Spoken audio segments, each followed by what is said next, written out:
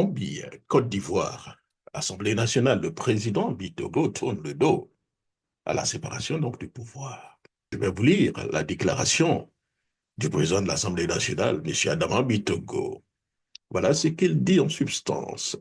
Le mardi 29 avril 2025 à 19 heures à sa demande, j'ai reçu le président du groupe parlementaire du PDCI-NDA à l'Assemblée nationale de Côte d'Ivoire. Cette audience a porté sur la convocation de la préfecture de police dont fait l'objet le député Soumaïla Bredoumi.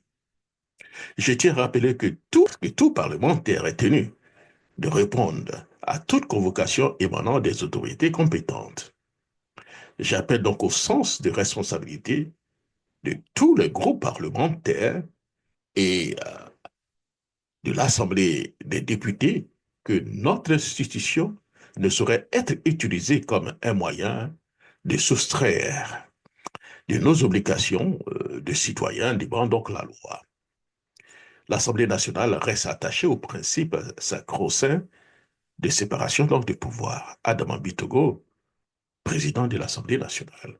Alors, après avoir lu ça maintenant, mon commentaire, on peut dire que c'est une déclaration qui confirme la soumission de l'Assemblée nationale au pouvoir exécutif. Ça, nous le savons depuis longtemps.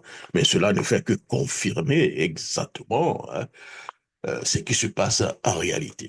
Cette déclaration de M. Adama Bitogo, président de l'Assemblée nationale, appelle plusieurs niveaux d'analyse politique et institutionnelle, car elle touche directement à l'équilibre donc des pouvoirs, aux droits des parlementaires et au climat politique à l'approche de la présidentielle en 2025. Voici donc les angles clés de notre analyse. Le premier point de notre analyse, c'est une prise donc de position ambiguë sous couverture d'institutionnalité. M. Adaman Bitogo commence par rappeler une véritable formelle aux citoyens, y compris donc les parlementaires judiciaires. Mais ce rappel, bien que juridique, fondé, fait abstraction du principe d'immunité parlementaire inscrit dans la Constitution et le règlement intérieur de l'Assemblée nationale. Cette immunité, sauf en cas donc de flagrant délit, protège justement les députés contre les poursuites arbitraires ou politiques. Or, aucune levée par l'immunité n'a été mentionnée, ce qui pose réellement question. Mais est-ce que nous sommes vraiment surpris, cher ami? Alors, le deuxième point de notre analyse, c'est un avertissement donc voilé au PDCI-NDA déguisé en appel donc à la responsabilité. En ciblant directement le député Bredoumi Soumaïla, le porte-parole donc du PDCI-NDA, convoqué par la police, M. Bitogo, adresse en réalité un message politique.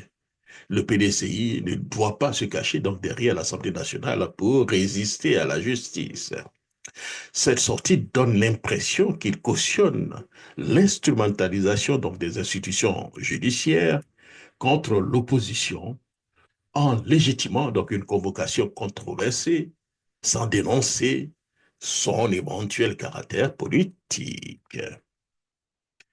Le troisième point de notre analyse, c'est donc une contradiction manifeste avec le principe de séparation donc des pouvoirs. M. Bitogo affirme que l'Assemblée nationale reste attachée à la séparation donc des pouvoirs, des solidarisant donc des députés poursuivis sans procédure transparente de levée de l'immunité parlementaire. C'est un paradoxe. S'il y avait donc une séparation donc des pouvoirs, le Parlement aurait dû exiger donc des garanties procédurales avant donc d'encourager un donc de ses membres à répondre à une convocation policière. En réalité, M. Bitogo se range du côté de l'exécutif, affaiblissant la crédibilité de l'institution qu'il dirige, cher ami. Mais est-ce que nous sommes surpris? Le RGP fera tout, utilisera tout pour aller à un quatrième mandat. S'ils doivent violer, tourner, contourner les règles, ils le feront. Alors, le quatrième point de notre analyse, donc une neutralité discutable dans un contexte d'harcèlement ciblé ici. Dans le contexte actuel, où plusieurs cadres de l'opposition sont poursuivis, harcelés et convoqués, cette déclaration sonne comme une caution indirecte du pouvoir exécutif contre ses opposants. Il y a là donc un abandon de solidarité institutionnelle vis-à-vis d'un député sans aucune faute lourde ou élément donc de preuve n'a été donc publiquement avancé. Le ton autoritaire de M. Bitogo laisse entendre que la loyauté institutionnelle passe après donc les intérêts politiques du RHDP. En conclusion, ce que nous pouvons dire, cette déclaration n'est pas neutre. Elle marque donc un tournant préoccupant dans le fonctionnement républicain, où le président de l'Assemblée nationale agit moins comme garant de la souveraineté parlementaire que comme relais du pouvoir exécutif. Elle ouvre donc la voie à une normalisation donc des poursuites politiques contre les opposants en banalisant donc la mise en cause d'un député sans procédure ni débat. C'était donc mon billet, Jacques Roger.